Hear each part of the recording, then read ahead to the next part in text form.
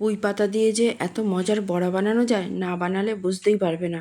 দুপুরে গরম গরম ডাল ভাতের সাথে খাও বা সন্ধ্যের স্ন্যাক্সে খাও, খেতে জাস্ট ফাটাফাটি লাগবে। ভিডিওটি শেষ পর্যন্ত দেখার অনুরোধ রইল। ভালো লাগলে লাইক, কমেন্ট, শেয়ার আর ফলো করতে ভুলো না কিন্তু। বেশ কিছুটা পুঁই পাতা ভালো করে ধুয়ে একদম কুচি কুচি করে কেটে নিয়েছি। এবার এর মধ্যে দিয়ে দিলাম পরিমাণ মতো নুন, আর দিয়ে দেব সামান্য একটু হলুদ গুঁড়ো। এরপর নুন আর হলুদ দিয়ে খুব ভালো করে হাত দিয়ে আমি মাখাতে থাকবো। মাখাতে মাখাতে কিন্তু পুঁই পাতাটা অনেকটাই মজে যাবে আর একটু জল জল ভাব হয়ে যাবে। এবার এর মধ্যে আমি পেঁয়াজ কুচি দিয়ে দেবো। একটা বড় সাইজের পেঁয়াজ কুচি করে কেটে নিয়েছি, আমি সেটাই দিয়ে দিলাম।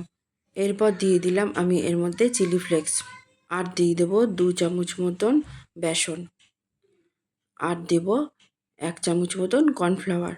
কর্নফ্লাওয়ার দিলে কিন্তু মুচমুচে হবে, আর তোমরা চাইলে চালের গুঁড়োও দিতে পারো।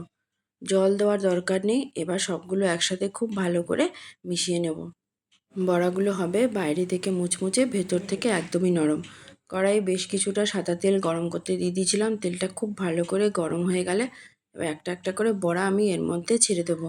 আর গ্যাসের আঁচটা কম করেই কিন্তু বড়াগুলো ভাজতে হবে, নাহলে ভেতর থেকে কাঁচা থেকে যাবে আর ওপরটা কিন্তু পুড়েও যেতে পারে। উল্টে পাল্টে একদম মুচমুচে করে বড়াগুলো আমি ভেজে নেব। দুটো ব্যাচে আমি সবগুলো বড়া ভেজে নিয়েছি। চলো, আমার বড়া ভাজা কিন্তু একদম রেডি হয়ে গেল। বাড়িতে কিন্তু অবশ্যই একবার এইভাবে বানিয়ে খাবে। চলো, আজকের মতন টাটা। সবাই ভালো থাকবে, সুস্থ থাকবে।